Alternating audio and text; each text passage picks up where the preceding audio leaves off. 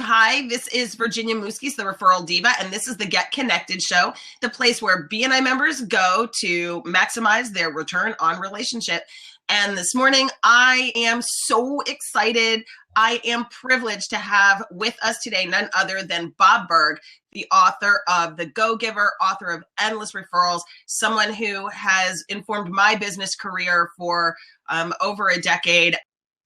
I preach the stuff, teach the stuff, and I'm so excited, Bob, that you are with us this morning. And I know you're an author, you're a speaker, and you love puppies. That's what I know, is you're an animal advocate. So I'm just so excited. I am too. Love animals. We've got dogs and cats and horses and chickens. So it's a good day here on the farm. But thanks for being here today. And why don't you, this is what I'm really curious of, if we could start out. So where did you get the idea to even write the Go-Giver? Like, what's the precursor to you coming out with such, it's such an important book, and so many people have read it, and it's really informed the way people walk through the world. So can you tell everybody a little bit about that? Sure, thank you. And by the way, I'm so glad to know that you are big with BNI. I love that organization. And Dr. Meisner's a personal and business hero of mine. You talk about a guy who walks the talk. It's him. As far as how the Go-Giver got started, years and years ago, I had a book out called Endless Referrals, which Dr. Meisner's mentioned in, of course. And it was a how-to book on how to create a referral business, how to develop the know, like, and trust relationships that led to referrals, and never running out of new prospective customers and clients and so forth.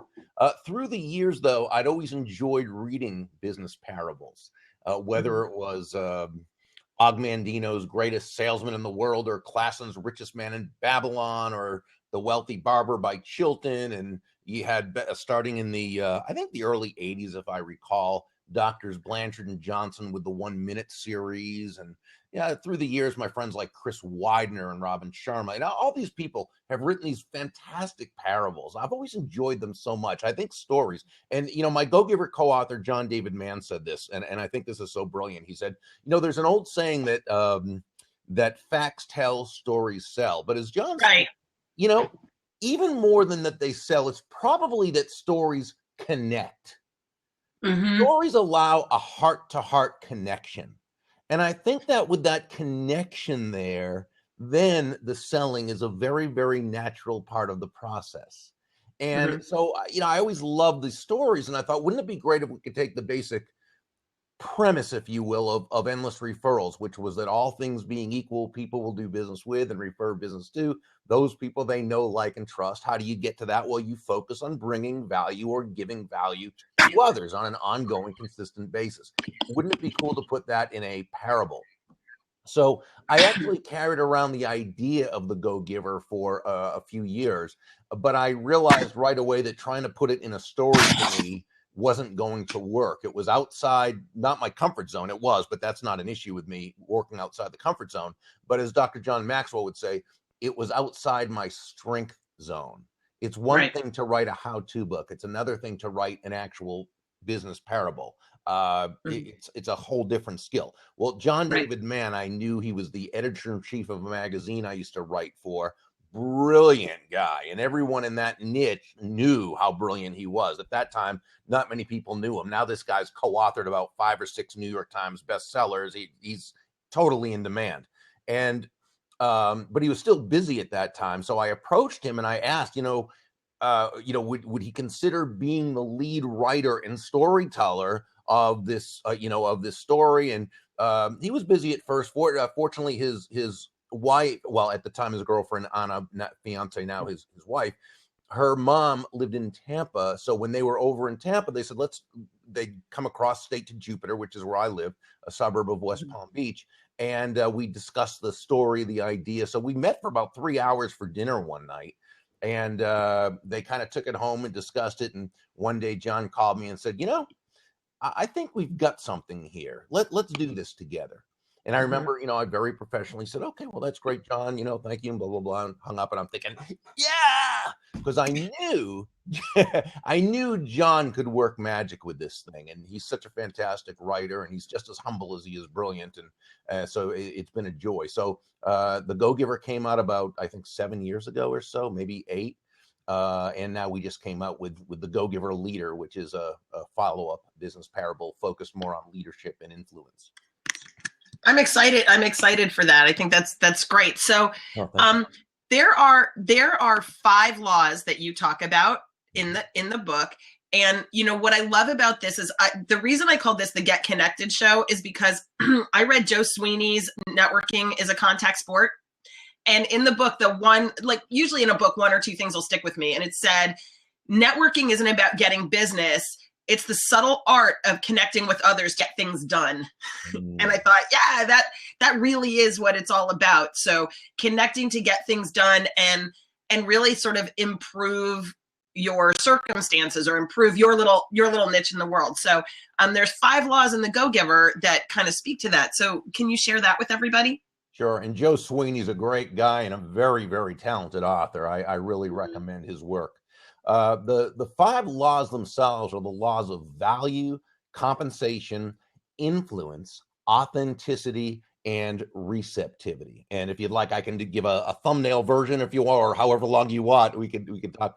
The law of value is sort of the foundational law or principle, if you will. It simply says that your true worth is determined by how much more you give in value than you take in payment, which can be a little bit confusing on a surface level, a little bit counterintuitive. How do you give more in value than you take in payment and not go out of business, right? Give more in value than I take in payment? It sounds like a recipe for bankruptcy. So we simply have to understand the difference between price and value. Price is a dollar figure. It's a dollar amount. It's finite. It is what it is. Value, on the other hand, is the relative worth or desirability of a thing, of something, to the end user or beholder. In other words, what is it about this thing, this product, service, concept, idea, that brings so much worth to someone that they will willingly, which is the key aspect of a free market-based transaction, they will willingly exchange their money for this value and be ecstatic that they did while you make a healthy profit. Now, in the story, we use Iafrate's Italian Cafe.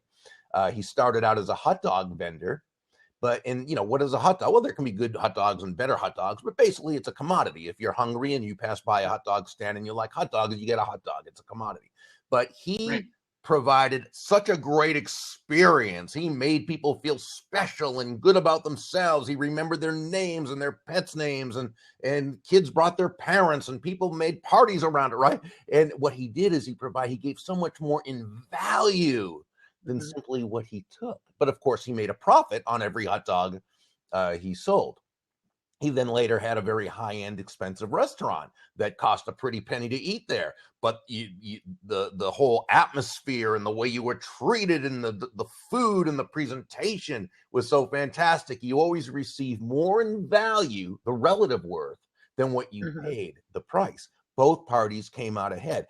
But the key is that the focus can't be on making the money. That's the result. The focus must be on serving your customer wonderfully, providing that extraordinary value. And this is why John David Mann and I say that money is simply an echo of value.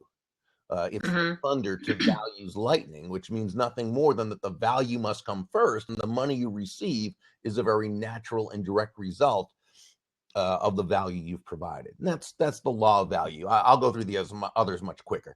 Compensation says your income. Oh, go ahead. Were you going to say something?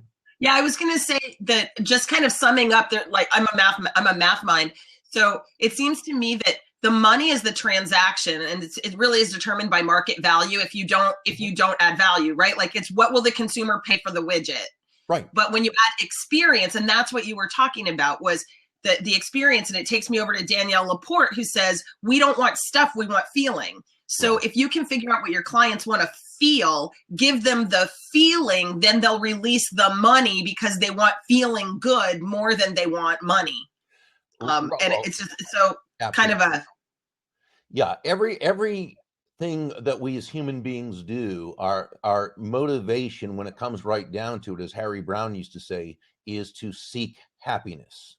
We Mm-hmm. make choices based on what we believe is more likely to bring us closer to happiness, based on how we see happiness, and based on the perceived limitations or choices, if you will, that we have. Mm-hmm. Yeah. Um, and so yes, absolutely. And now, if we take this a step further, how do we separate ourselves from our competition when you have a world today in which technology has really leveled off the playing field? As my great Mm-hmm. friend, branding expert Bruce Turkel says, things work today. Everything pretty much works, and it costs Mm-hmm. less and less. It's commoditized. So how do you separate yourself? And remember, when the customer sees, when the prospective customer sees no difference in the product or service or anything else, what's it going to come down to? Who has the lowest price? Price. And unless Mm-hmm. your last name is Walmart, and for most of us it isn't, then trying to sell on low price, trying to make that the issue, is not the best way to do Right. business. When you sell on price, you are a commodity. When you sell Right. on value, you're a resource. So we want to sell Exactly. not on low price, but on high value. The way we do this is that we must be that additional value in the Mm-hmm. transaction. And while there are probably hundreds of ways to communicate that additional value, they tend to come down to five, what John and I call elements of value. And they are excellence, consistency, attention, empathy, and appreciation. And to the Mm-hmm. degree that you can communicate one or more, hopefully all five of those, um, in every touch point, okay? When you first meet the person, as you're getting to know the person, as the sale is taking place, afterwards, and through. Well, this is how you not only create more value and earn more income, but you also end up creating that, what we call that army of personal walking ambassadors. Mm-hmm.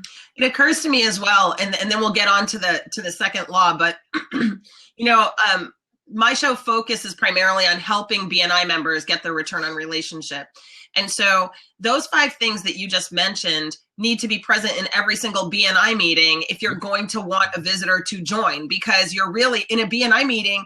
I mean, you're kind of selling BNI, but what you're really selling, I got to wake up early and drive somewhere and sit for 90 minutes every single week with this group of people. Like, I have to make that level of commitment. Right.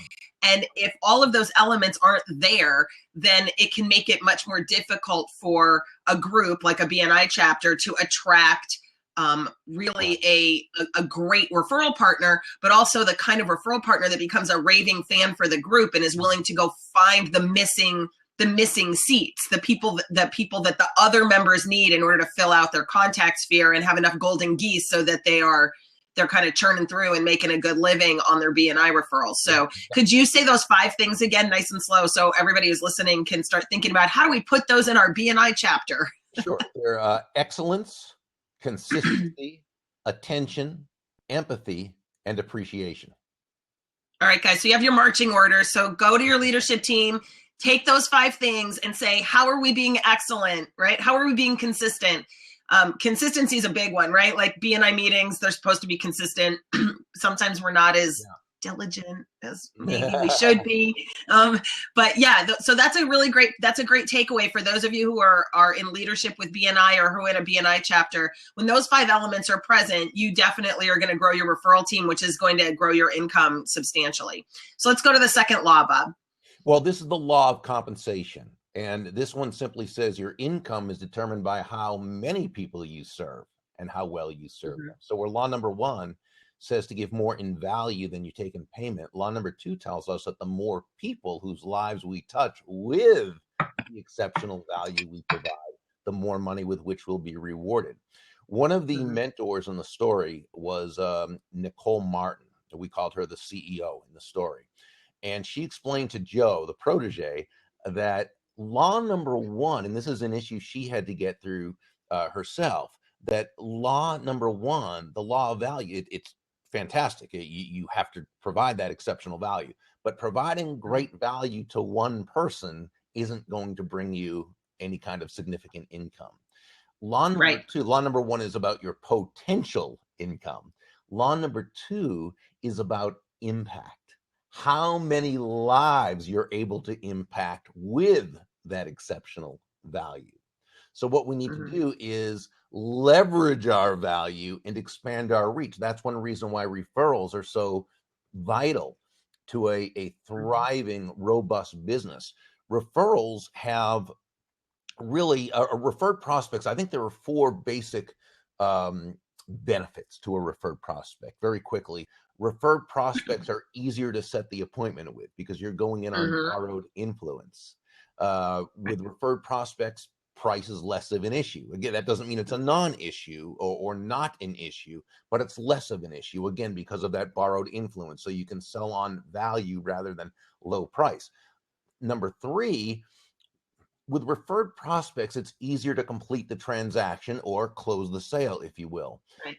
This is due to, again, borrowed trust and what we call vicarious experience. Although Mhm. this person has never bought from you or dealt with you personally, because they were referred to you by someone who they know, like, and trust, the experience is vicarious. It's as though it has already happened.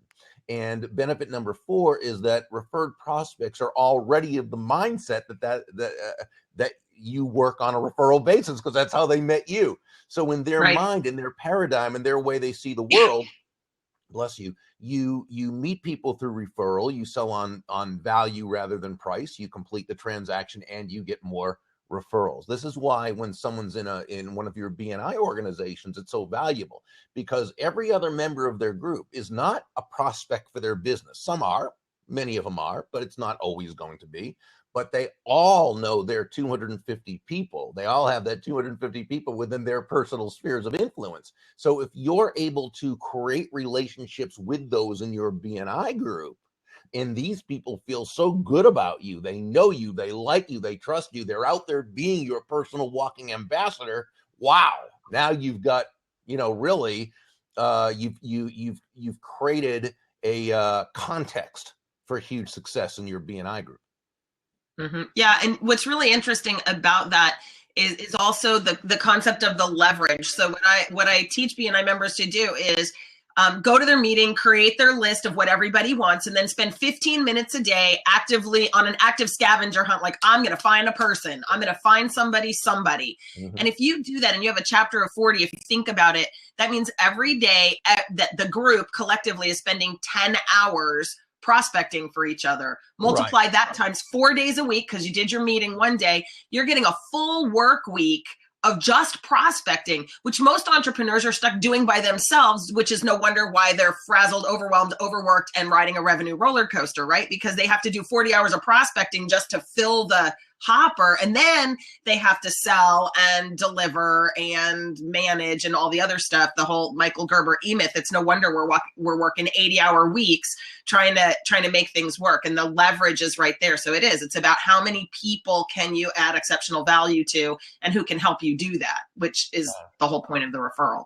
That's fantastic. I love that. Love the way you put it. That's great math. I'm a huge math geek. I'm sorry. Okay, so, and I can count. So law number 3. That's the law of influence. And this one says your influence is determined by how abundantly you place other people's interests first, which again, I know sounds counterintuitive, perhaps counterproductive, perhaps Pollyanna-ish. And yet you think about it. The greatest leaders, top influencers, highest earning, highest money-making salespeople. This is simply how they run their lives and conduct their businesses. They're always looking for ways to bring value to other people. But I want to qualify that if I can also, because it's very easy for that statement to be misconstrued. When we say place the other person's interests first, we certainly don't mean you should ever be anyone's doormat or a martyr or self-sacrificial in any way. That's not what we're talking about. It's simply that, as we discussed earlier in this show, and bless you, and as several of the mentors told Joe in the story, the golden rule of business, of sales, of networking is simply that all things being equal, people will do business with and refer business to those people they know, like, and trust. And you know what?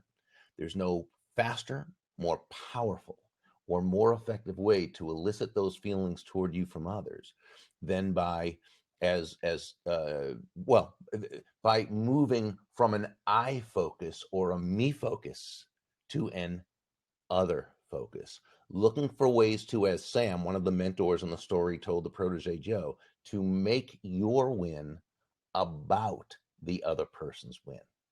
And when you do this, and you do this on a steady, consistent, ongoing basis, you become that person, that go-to person, that you become that center of influence. You become that person that other people know, they love, they trust. And, you've created a fantastic network. That's what it's all about.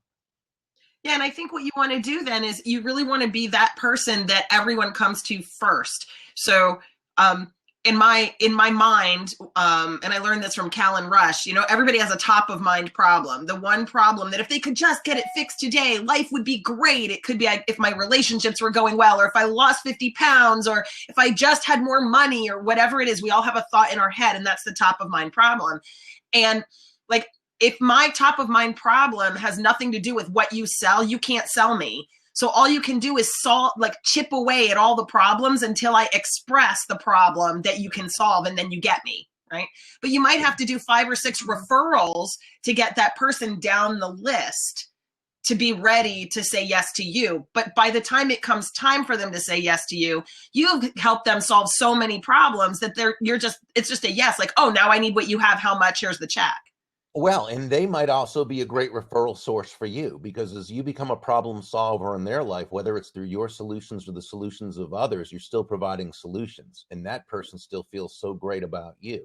And that's why the more you do this and you follow whether we call it the go-giver philosophy, or whether we call it, Ivan and B&I's Giver's Gain, or follow the great teaching that you've been giving us. Pardon? Karma. What goes around comes around. Right?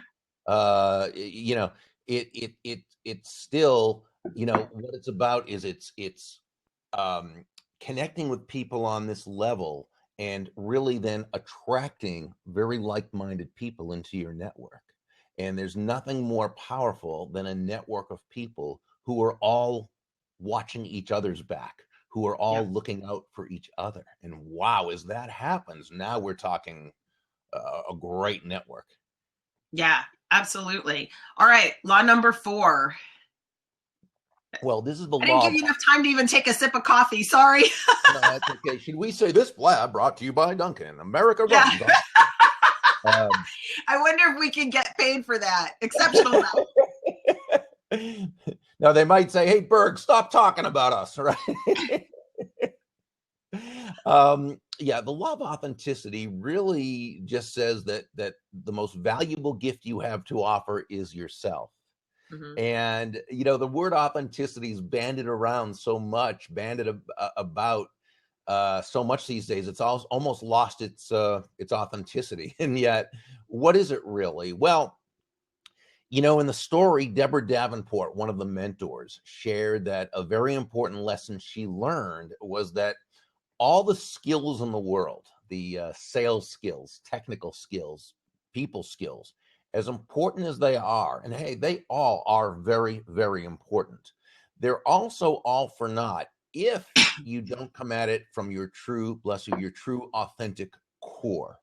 Now, when you, as we like to say, show up as yourself, day after day, week after week, month after month, people feel very comfortable with you. People feel good about you. They know you. They like you. They trust you. They want to be a part of your life. They want to be in relationship with you. Now, with that said, the question must be asked: if it's such good business to show up authentically, which it is, why is it that some people show up instead as I guess the proper Latin term would be phonus balonus, right? They're not really themselves. They're not really, and the default response might be, well, they're dishonest, or they're trying to pull one over on us.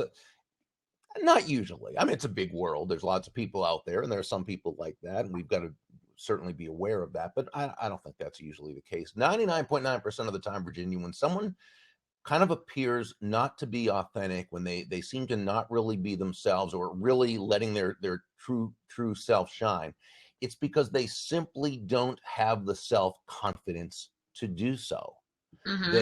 They have not embraced, they're not aware of the true value they bring to the table. And let's face it, it's difficult to show up authentically when you don't really feel you have anything authentically worth showing up for. Now, I believe as human beings, we all have two types of value. Uh, there's just intrinsic value, just by being here. Okay, we bring value to the table. But there's also what I call market value. Mm-hmm. And I define market value as that combination of strengths, traits, talents, and characteristics that allow you to add value to others, value to the marketplace in a way that you'll be financially rewarded. Mm-hmm. And we all have these. We all have our different strengths. Now, we all have weaknesses too. And some weaknesses we need to mitigate. Some weaknesses we can ignore because they're just not that important. I'm not a good long distance runner, but since I'm 58 and not planning on running a marathon, that's not a weakness I need to care about. Okay. Mm-hmm. But there are other weaknesses that we need to change and work on and make them a strength. But we lead with our natural strengths. Mm-hmm. The problem is, the challenge is, as human beings, we are too close to ourselves, and we're not always able to recognize those strengths. That's one reason why having a person like you is such a great thing, because someone can say, hey, Virginia, can you work with me on this and Right. help me figure out what really are my strengths? What do I lead with? What do I, but it's very important, because until we really feel comfortable with ourselves and can recognize those, as Mike Littman calls them, assets of value that Mm-hmm. we bring to the table, we're never going to be able to show up as our true authentic selves. And let me tell you, authenticity connects and authenticity sells.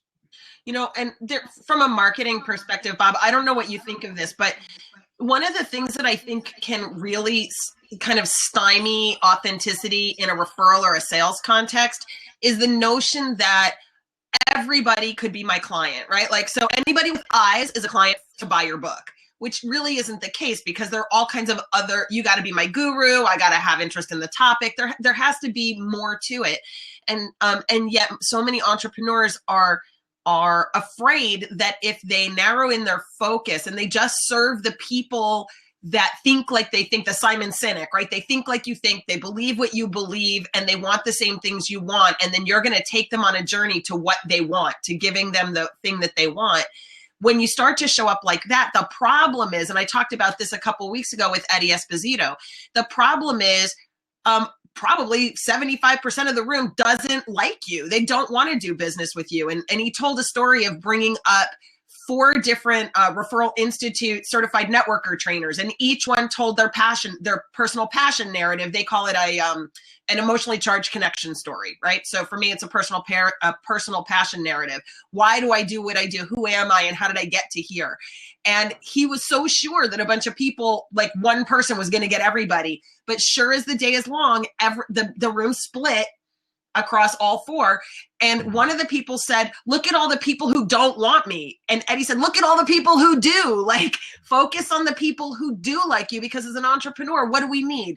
50 great clients, 100 great clients. We're not Walmart. We're not trying to, we're not selling lifesavers for the most part. We're doing something else. So do you think that plays into authenticity as well? Sort of this scarcity mindset that I have to be all things to all people in order to make a buck?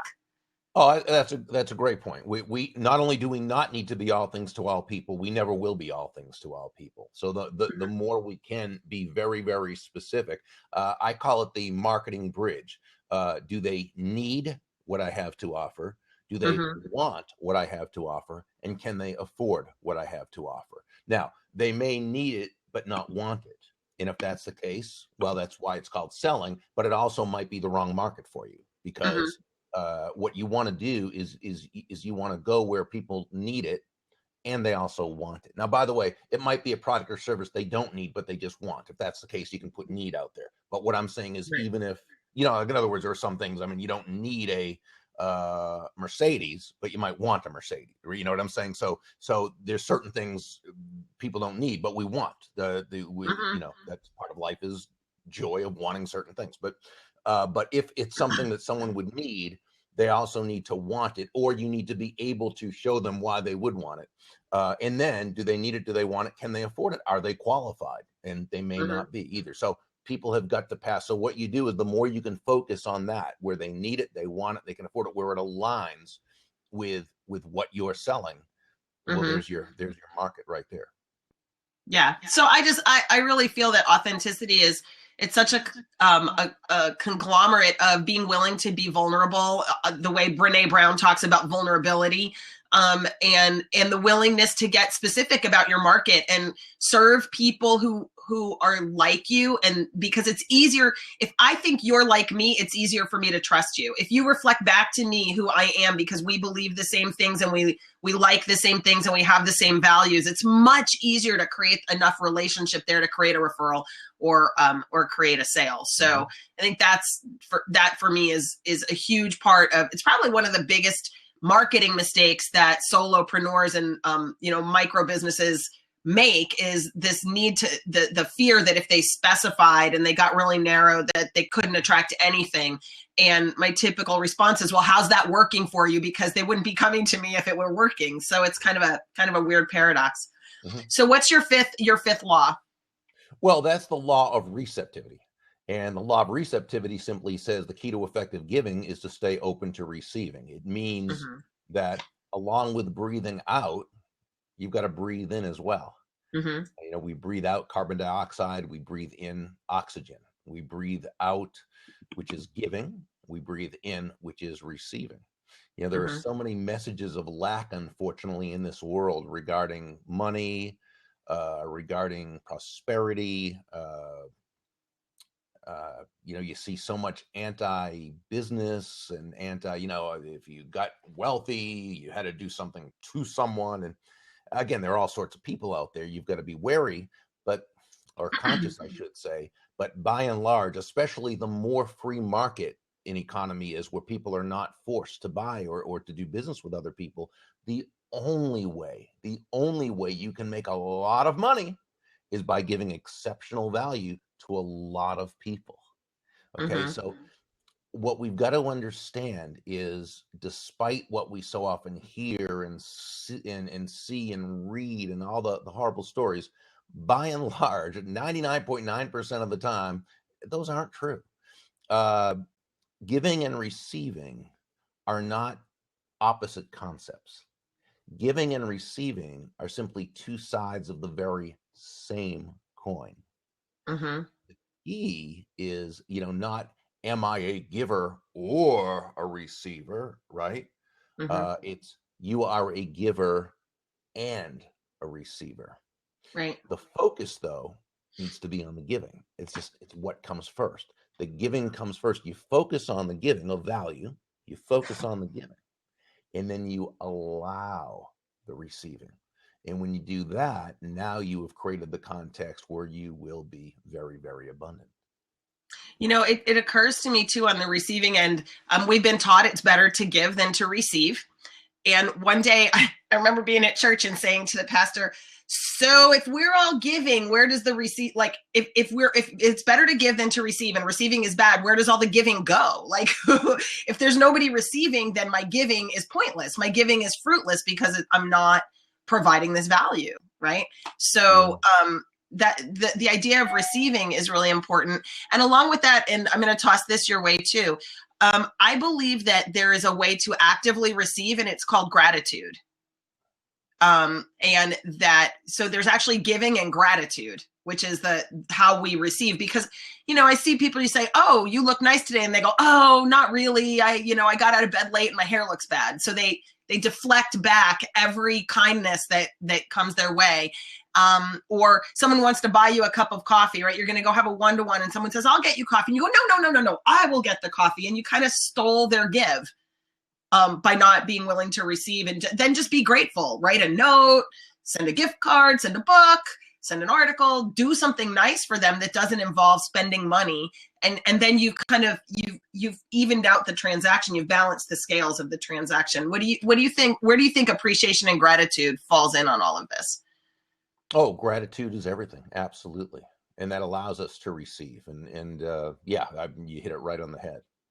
But we need to, like anything else, build up our receptivity muscles, because if we're someone who just has not allowed ourselves to receive. And by the way, this is the biggest, not concern, but let's just put it this way. John David Mann and I have received more emails from people who told us that law in the book, the law of receptivity, is the one that finally gave them almost permission to be able to receive. Now, we take that as a great compliment, of course, that they felt that way, but it's also kind of sad that we just don't, that we need someone else to give us permission to receive, because in many ways society doesn't give us that permission. It makes us feel bad for receiving. And so you've got to build up those receptivity muscles, doing exactly what you said. When someone gives you a compliment, it's simply saying thank you. Or when someone buys you a cup of coffee, thank you. Or someone holds a door open, thank you. It's just, it's allowing other people to give and allowing yourself to receive, and then building on those small successes. And because, if we are, excuse me, go ahead. No, go ahead. No, I was just going to say, if we are giving exceptional value to people, and we're giving that value to a lot of people, and we're placing their interests first, and we're being authentic, and we're not receiving, there's a good chance that on a very unconscious level, we have an unhealthy relationship with money. And that's something we need to do. This is, by the way, one reason why every time it comes out, I read Randy Gage's prosperity blog post. I subscribe to his prosperity TV, because we get so many messages of lack and scarcity that come through us through every news channel, that come at us through conversation, that not always is our reticular activating system guarding against that. So we need to consciously put prosperity and thoughts of prosperity into our minds and bring that in. So I think prosperity is a topic that should be constantly studied.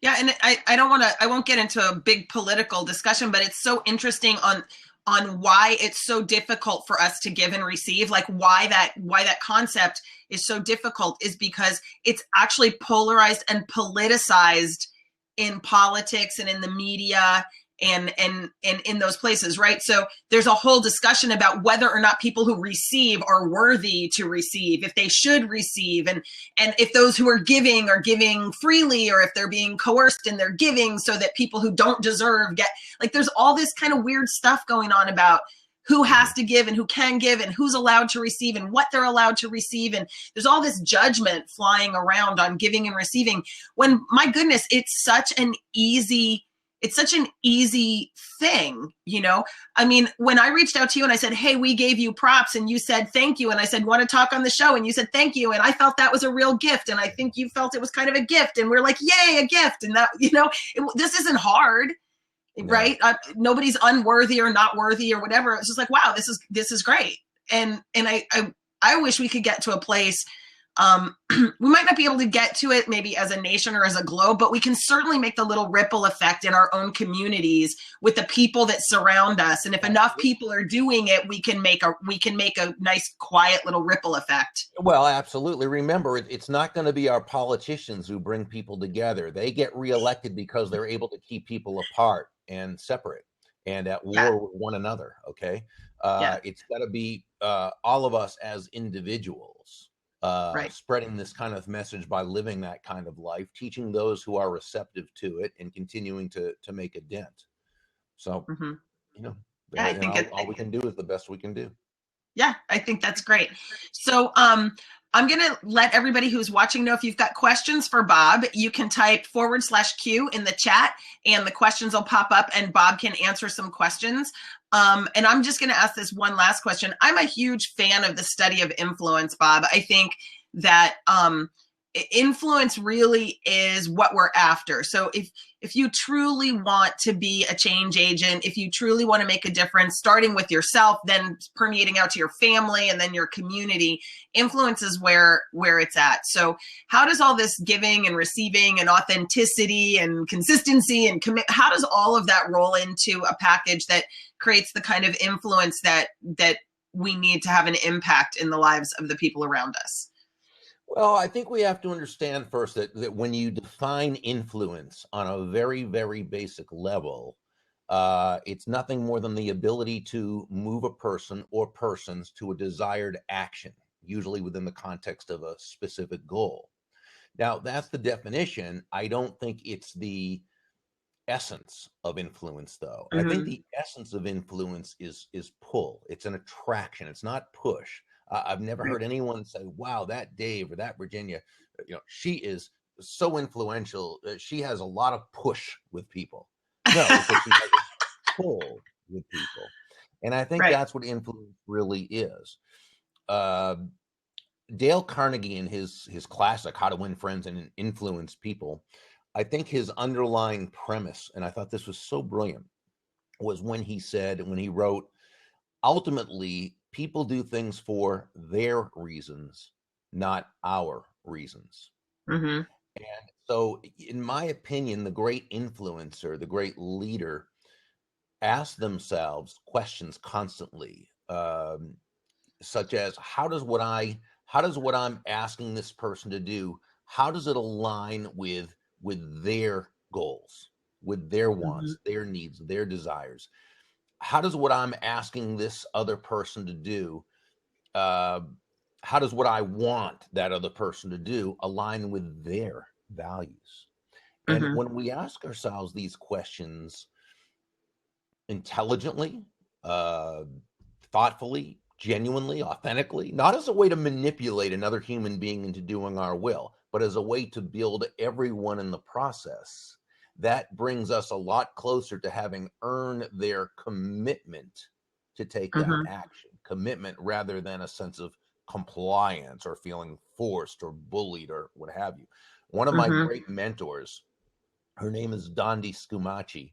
She's a fantastic teacher and practitioner on leadership and influence. I wrote a book called Career Moves, which is one of the best books I've ever read.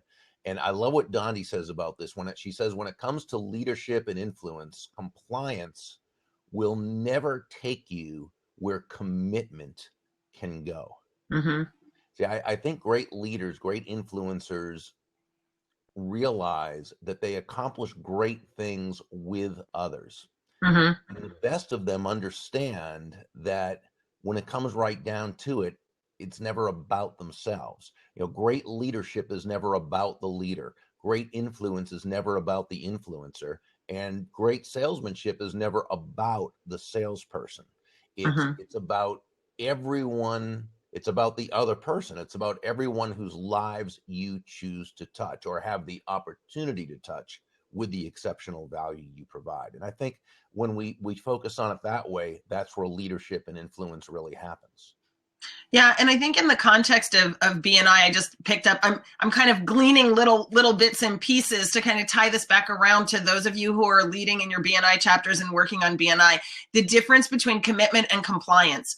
So I don't know, Bob, if you know, we publish every month, we track everybody's referrals and their one-to-ones, and we track all this stuff, and then we publish a traffic light, and you can be in the black or the red or the yellow or the green.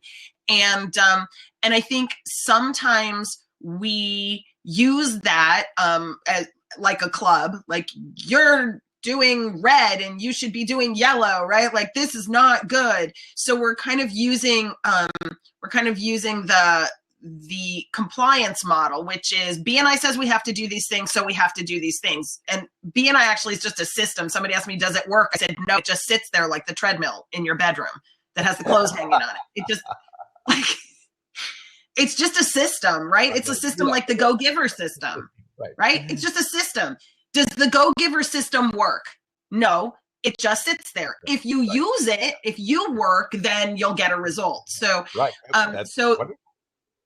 Yeah, there really are no rules and policies and procedures. They're these sort of this framework. I call it the bumpers and the gutters. So you never throw a gutter ball in BNI, right? Like you never miss a pin. So as long as you're following the system. So, but I think the compliance model really can hurt. It's a deflator. It really can hurt chapter morale. Entrepreneurs are entrepreneurs because they don't like compliance. We don't like being told what to do, or we'd be working for the man. We left the man and decided to go forage on our own because it was better to go a little hungry than to be compliant all the time. That's the entrepreneurial mindset. And so then it boils down to, okay, now I need to help people understand that we're all committed to playing the game by this little playbook. And when everyone is committed, accountability is a no-brainer because there's radical responsibility. And I don't have to have a hard conversation with you about because you're in the red. You're going to come to me and say, I don't want to be here because it shows I'm not honoring my commitment. And that could be because I got something going on in my life. It could be because I'm missing a skill set. It could be because I don't understand how the metrics work. It can be a million reasons why I'm not showing up as fully committed, but I can get that fixed. And that conversation is 10 times easier, 100 times easier to have, right? Like, I'm not showing up the way I want to, help me. Yeah. And the leader creates that culture where people feel safe enough to do that. Simon Sinek wrote a fantastic book called Leaders Eat Last, and he talks about the circle of safety. And this dates back to the cave person days when that safety was about survival, right? Not about leads and referrals. But and so you had to feel secure within that group. And and it's still, all these tens of thousands of years later, it's still the same. And we want to feel that sense of security. We want to feel that the leader has our back. We want to feel that the leader cares. We want to feel we can go to that leader and that we're committed to the leader's vision, and that leader's vision is congruent with our vision. And that's why leadership is so important. The leader does set the vision and often has to hold that vision. Absolutely. Absolutely. Well, we're coming up on the hour. So if anyone has questions for Bob, type /Q in the chat, and we'll pin those questions and Bob can answer them. And while we're waiting for that, Bob, any last thoughts? What's kind of the last piece of what you would love your audience to know? Well, I mean, I think it's like anything else, and we've been talking about this. The more that we can focus on bringing value to others in a way that they deem it to be of value. Value, as much as we talk about it, it's always in the eyes of the beholder. It's not what we think they should think is valuable about what we do, okay? It's what they feel is valuable. And so as long as we look at it in that context, now we only can know that since we can't read people's minds and we all hold different belief systems. The only way we can find out is to be genuinely interested and ask. I often say that the single greatest people skill is really a highly developed and genuine, authentic, interest in the other person. And so when you really do care, they'll know that, and that tops all the people skills.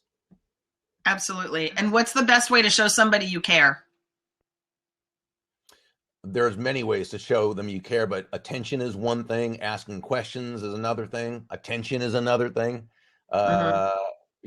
Providing them referrals is another thing. Attention is another thing. If you've heard me say that a few times, it's paying attention to them and communicating that you're paying attention to them. Yeah, I think questions and mirroring, right? So yes, pay attention. That means I heard what you said. I think this is what I heard you said. Do I have that right? So again, that's all communication skills. And wow, I'm so excited that you took this time, Bob, to be with us today. I know you have something special coming up. Did you want to talk about, isn't today a special day for you? Well, it is, just because today, every day is special. But tomorrow, but there's something going on. There's something a little birdie told me there's something going on. So what's going on? Yeah, well, tomorrow is the release of John David Mann's and my new book, The Go-Giver Leader. So we're very excited about that. So if you go to thegogiver.com, and scroll down. You can get a chapter of the book to see if you like it first, or you can read an excerpt from it, and you can pre-order today. Be the same as basically ordering. So I hope everybody enjoys it. I think it's trying to put your link up there. There it is. Ta-da! thegogiver.com. So, yeah. I'm learning this technology thing. It's pretty sophisticated here. So, well, Bob, thank you so much for taking the time to be on the show, and I hope I get to see you soon. And thank you so much for giving such clear, concise value. I think there was a lot of really easy to follow tidbits there that we can begin to implement very simply in our networking, in our community, in our family, in our faith groups, wherever we are. We can start to add value by asking questions and paying attention and really showing we care. And then the natural residual result of that is we'll be well held and well cared for in return, as long as we're open to receiving it and we have the gratitude thing going on. So that's right. Well, thank you for having me on. You're a fantastic host, and I wish you all the very best of continued success. Thank you so much, Bob. And guys, that ends today's Get Connected show. We're so excited that you were here to join us. We'll be posting the replay shortly. And in the meantime, go out, add value, and be remarkable.